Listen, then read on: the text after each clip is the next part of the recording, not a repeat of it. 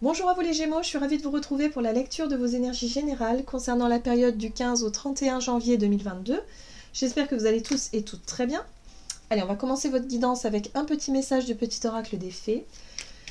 Donc je rappelle que cette guidance est très générale, prenez vraiment ce qui résonne pour vous. Vous pouvez consulter votre signe lunaire ainsi que votre signe ascendant pour avoir plus d'informations.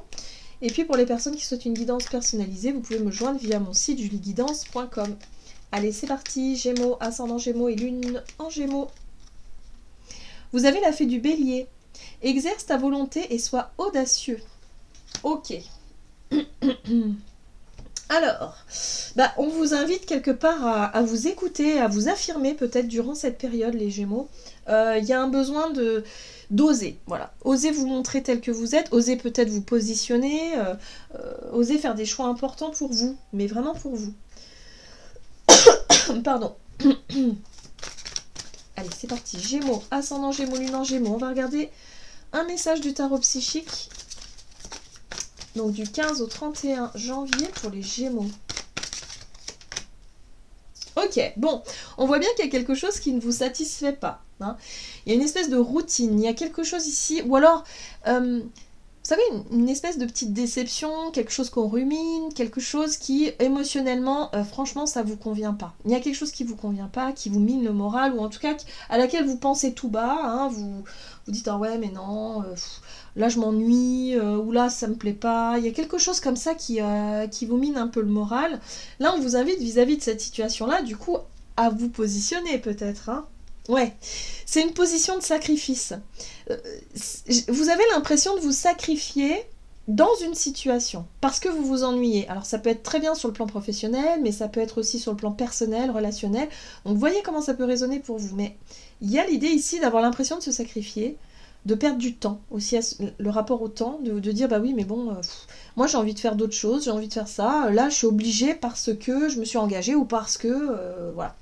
Donc moi, j'ai l'impression qu'on vous invite à prendre les choses en main et à remettre peut-être des limites hein, dans votre vie relationnelle, par exemple. Ou peut-être professionnelle aussi. On va regarder avec l'oracle Béline. Pour vous, les Gémeaux, ascendant Gémeaux, lune en Gémeaux, donc du 15 au 31 janvier pour les Gémeaux.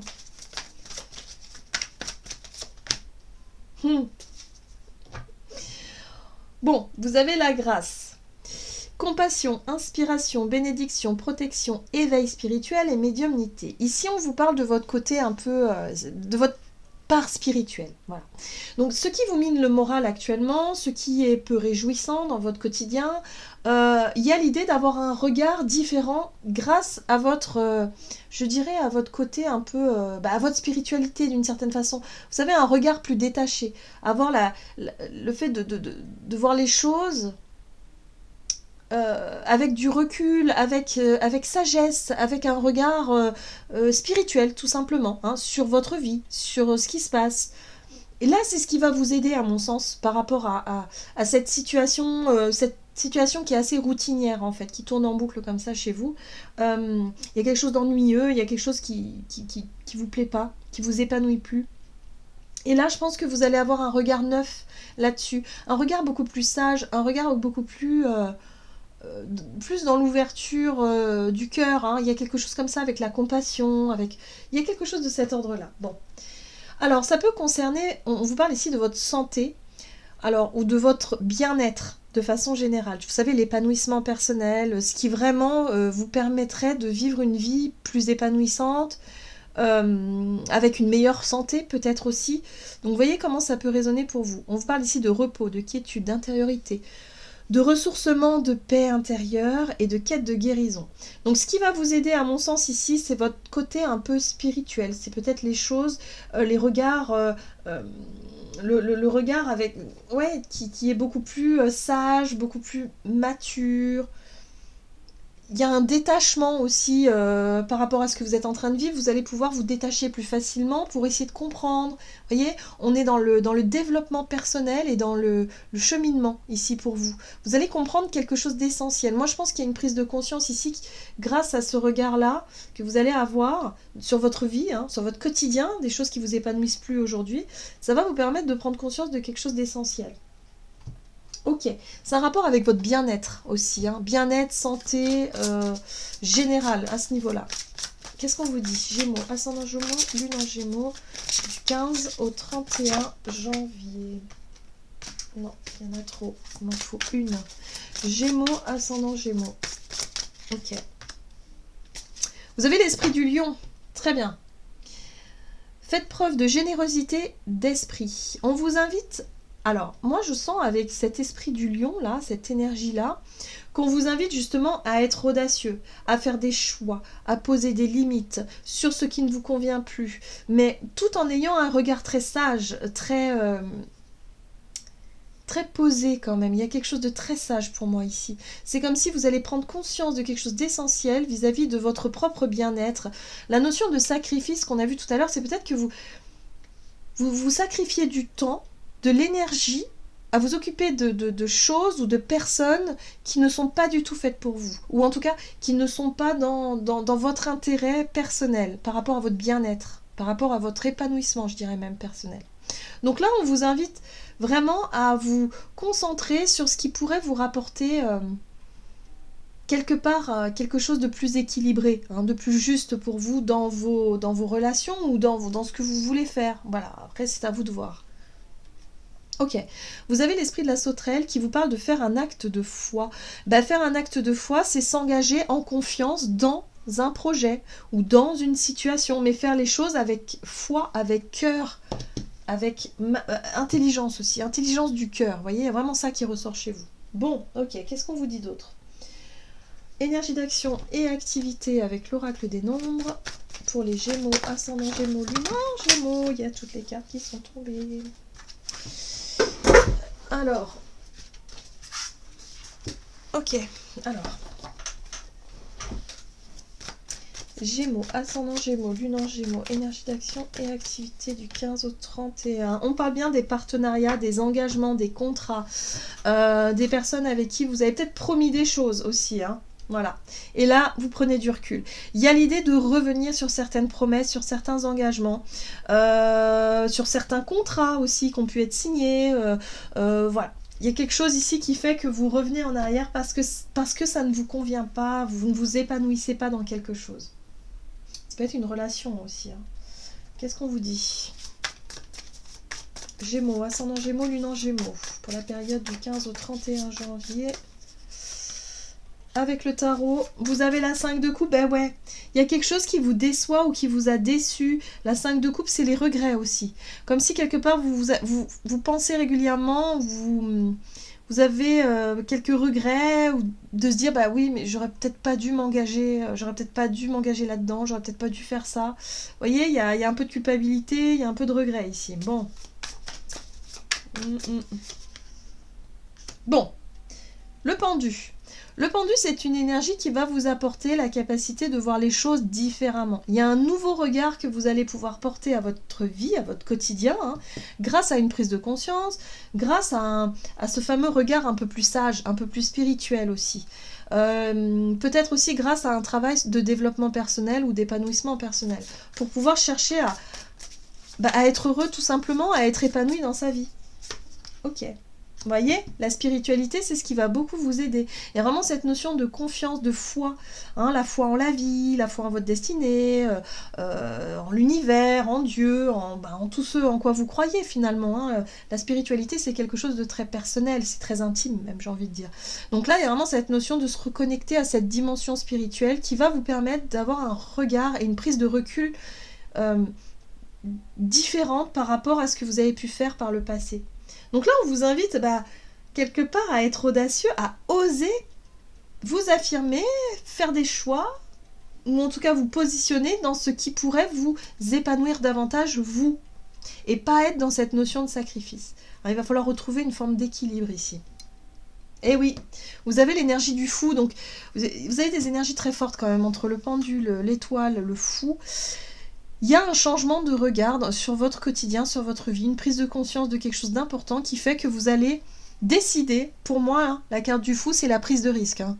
C'est-à-dire le fait d'oser faire quelque chose, oser vous engager peut-être dans un nouveau projet ou dans quelque chose que vous avez toujours voulu faire mais que vous n'avez jamais osé parce que vous avez peur de sortir d'un cadre, vous avez peur de perdre quelque chose, hein, perdre de l'argent, ou de vous retrouver seul, ou de perdre quelque chose. Mais là, c'est plus fort que vous. Moi, j'ai l'impression que durant cette période, vous allez vraiment savoir ce que vous allez vouloir faire, même si quelque part vous avez conscience que c'est un petit peu risqué, parce que ça va vous demander de défendre les projets en quoi vous croyez, ce en quoi vous croyez, et quelque part vous allez réussir à lâcher prise sur les peurs de perdre, les peurs de manquer, les peurs, voilà. Là il y a une prise de risque avec le fou, mais quelque part vous dites, je préfère le risque de manquer de quelque chose plutôt que de continuer à m'ennuyer dans autre chose. Parce que vous comprenez que ce schéma-là, ça vous épanouit pas du tout. Voilà. Donc il y a un nouveau regard là-dessus, et c'est quelque chose qui va vraiment... Parce que là, on sent bien quand même que les énergies sont lourdes. Vous avez la 4 de coupe qui parle d'ennui, de mécontentement, de quelque chose qui nous en... On n'est pas enjoué hein, par cette idée ou cette habitude-là. Et la 5 de coupe, on passe un cran au-dessus, où là on est vraiment dans les regrets, on se dit mais pourquoi on subit les choses, c'est comme si vous subissez la vie quoi. Hein. Là non, il va être question de réussir à se libérer de cet état d'esprit, mais surtout en faisant des choix ou ou en osant faire quelque chose. Pour moi c'est oser faire quelque chose. Ok, bon, très bien.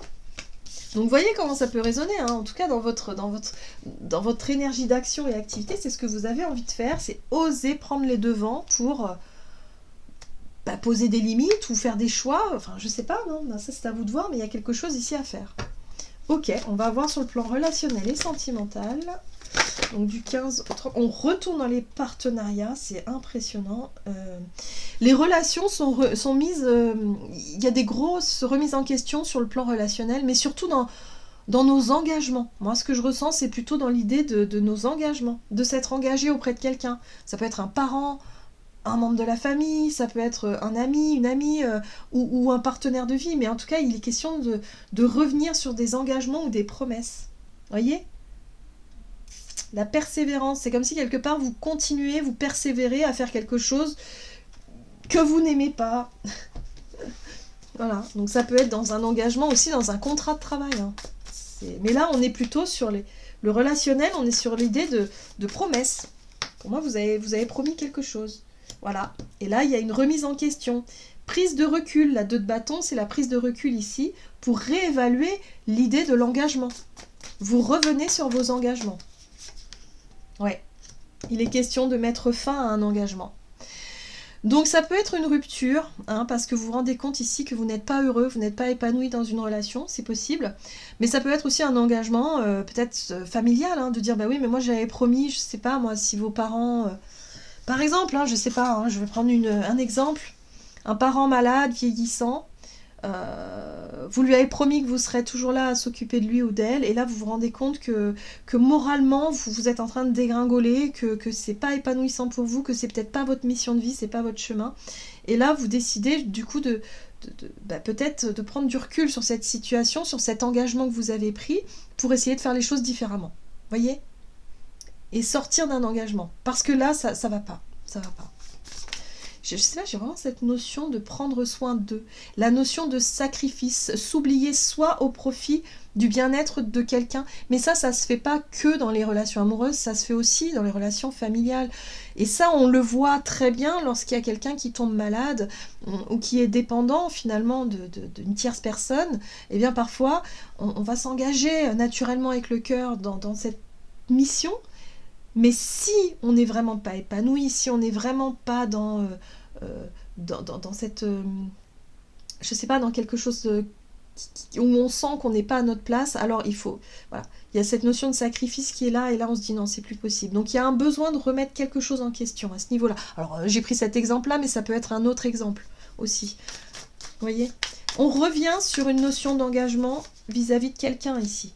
On a besoin de se reconnecter. C'est comme si vous allez avoir besoin de vous reconnecter à votre enfant intérieur. Le page de bâton, c'est l'enfant intérieur qui a envie de s'amuser, qui a envie de se sentir libre, sans contrainte, qui a envie d'expérimenter de nouvelles choses, qui a envie de changer ses habitudes, de changer de vie, en fait. En gros, c'est ça. Et revenir à quelque chose de l'ordre de l'adolescent ou de l'enfant qui a envie de s'amuser et qui a envie aussi d'essayer de nouvelles choses, hein, parce que la vie, elle est faite aussi pour être expérimentée, pour être vécue. Et là, il y a l'idée de sortir de quelque chose d'insatisfaisant, de beaucoup trop lourd même. Vous voyez, la 10 de bâton part de lourdeur. C'est comme si quelque part vous portiez tout un poids sur vos épaules, hein, comme les responsabilités, d'être responsable de quelqu'un ou d'être responsable d'un engagement que vous avez tenu envers quelqu'un, hein, aussi. Là, ça y est. Il est temps de prendre du recul et chercher à savoir comment vous allez pouvoir justement mettre fin à un engagement pour pouvoir vous libérer d'un poids ici qui ne vous convient plus. Vous êtes concentré sur ça en fait. Il y a quelque chose qui vous appelle, hein. L'as de bâton et le page de bâton, c'est une nouvelle envie, un désir d'expérimenter quelque chose d'autre, de nouveau. Peut-être sur le plan relationnel, mais moi je le sens plus par rapport à un loisir, un hobby ou quelque chose qui vous donne envie, ou un projet, vous voyez ? Voilà. Et là, il y a un besoin de faire un choix, un besoin de se positionner, et surtout d'oser, oser vous affirmer, oser vous montrer vous-même, oser exprimer ce qui n'est plus, enfin ce qui vous mine le moral et ce qui quelque part est néfaste pour vous et pour votre santé, pour votre bien-être de façon générale. Voilà. Très bien. En tout cas, on va vous donner cette énergie-là, cette volonté, cette force pour réussir à mettre fin à un engagement ici, pour pouvoir vous épanouir vous choisir vous. Voilà. Donc ça va pas être facile, hein. Voilà, tout simplement. Avec le tarot des anges gardiens, vous avez à accepter les changements. Vos anges gardiens vous envoient des signes afin de vous faire comprendre qu'il est temps de prendre une nouvelle direction. Vous n'êtes pas heureux, vous n'avez pas de but dans la vie et ils vous invitent à mettre en place des changements pour que vous soyez en harmonie avec vous-même. Il est temps de vous autoriser à vous épanouir en fait dans votre vie, hein. Donc vous avez des projets, vous avez quelque chose, réveillez votre enfant intérieur, découvrez-vous une passion ou peut-être lancez-vous dans quelque chose qui vous passionne et vous allez voir que les choses vont bouger pour vous et que ça va être beaucoup plus gratifiant et épanouissant en fait, voilà, tout simplement. Donc là, oui, c'est une bonne période en tout cas pour les changements pour vous, donc courage, ne baissez pas les bras, les choses sont en place en fait, hein. L'univers vous dit que ça va vous confronter à tout ça et vous allez pouvoir prendre les décisions qui s'imposent. Voilà, j'en ai terminé pour votre guidance, j'espère que celle-ci vous aura plu et vous aura parlé. Donc n'hésitez pas à liker, commenter la vidéo. En tout cas moi je vous souhaite de passer une excellente quinzaine. Je vous embrasse et je vous dis à tout bientôt.